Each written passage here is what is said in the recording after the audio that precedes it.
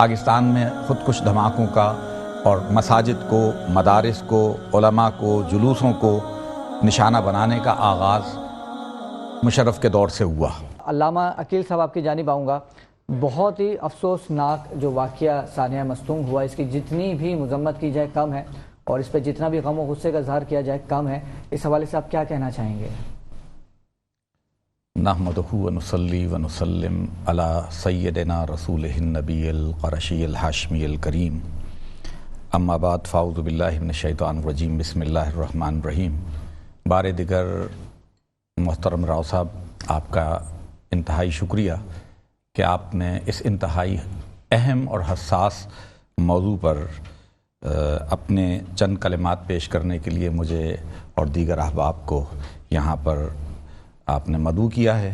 دیکھیے، یہ جو مستونگ میں عید میلاد النبی صلی اللہ علیہ وسلم پر یہ جو سانحہ پیش آیا، خودکش حملہ ہوا، یہ محض اسے حادثہ نہ سمجھیے، یہ تو ایک قومی سانحہ ہے۔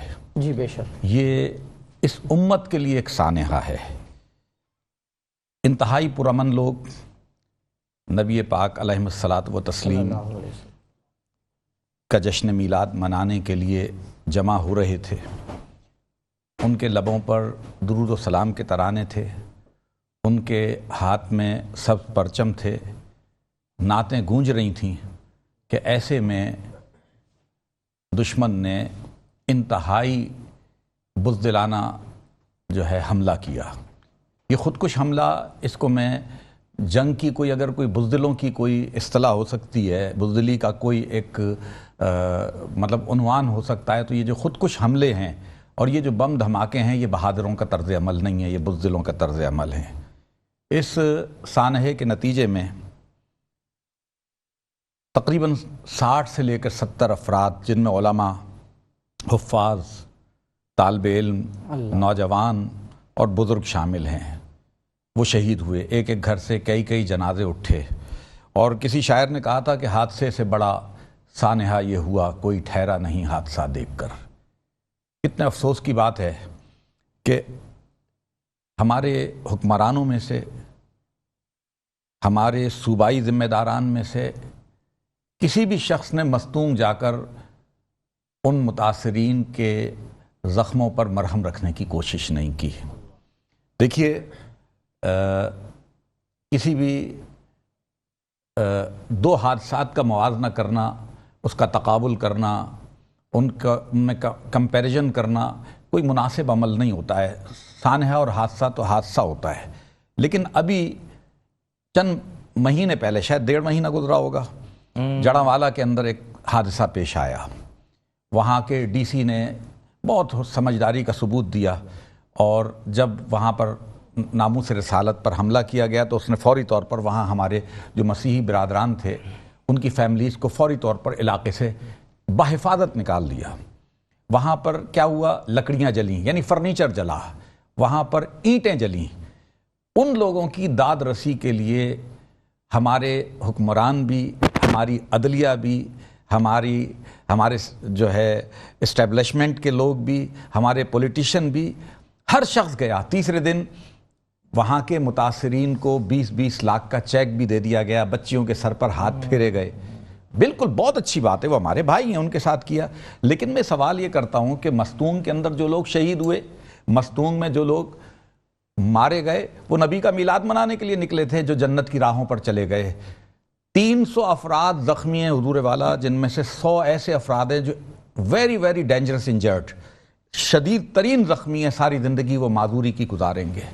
لیکن جو میں نے کہا تھا کہ حادثے سے بڑا سانحہ یہ ہوا، کوئی ٹھہرا نہیں حادثہ دیکھ کر، ہمارے حکمرانوں کی طرف سے یہ رویہ انتہائی افسوسناک ہے۔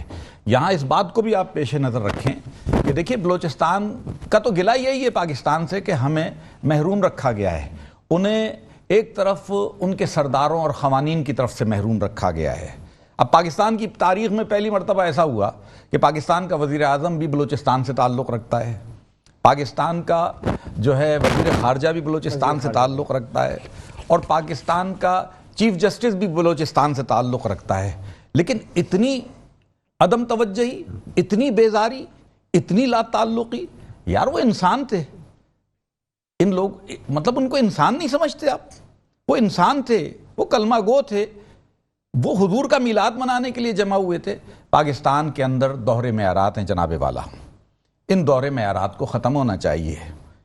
ایک طرف تاک تاک کے گولیاں ماری جاتی ہیں ناموس رسالت کے لیے نکلنے والوں کو. میلاد میں دیکھیے, اس سے پہلے بلوچستان میں ایسا ہی ایک سانحہ شاہ نورانی کے مزار پہ ہوا تھا, خود کچھ دھماکہ ہوا جس کے اندر کراچی کے اکثر لوگ شہید ہوئے تھے. جی بالکل. کوئی اس سلسلے میں کارروائی نہیں ہوئی. پاکستان میں خود کچھ دھماکوں کا اور مساجد کو, مدارس کو, علماء کو, جلوسوں کو نشانہ بنانے کا آغاز مشرف کے دور سے ہوا, اور کہتے یہ ہیں کہ ہم نے دہشت گردی کے خلاف جنگ میں 70,000 جانیں قربان کی. آپ نے تو ان 70,000 جانوں کا بدل وصول کر لیا, لیکن جن کی جانیں گئیں, وہ جو تاریک راہوں میں مارے گئے, ان کے ساتھ آپ نے کیا کیا ہے؟ میں مطلب آپ کے چینل کے توسط سے ان مظلوموں کی آواز اپنے حکمرانوں تک پہنچانا چاہتا ہوں کہ وہ انسان تھے, للہ کچھ کیجئے. ان کے احساس محرومی میں مزید اضافہ ہو رہا ہے, اور آپ کو معلوم ہے جب احساس محرومی حد سے زیادہ بڑھ جاتا ہے تو اس کے نتائج کیا نکلتے ہیں. بالکل ایسے ہی ہے. روشن پاکستان.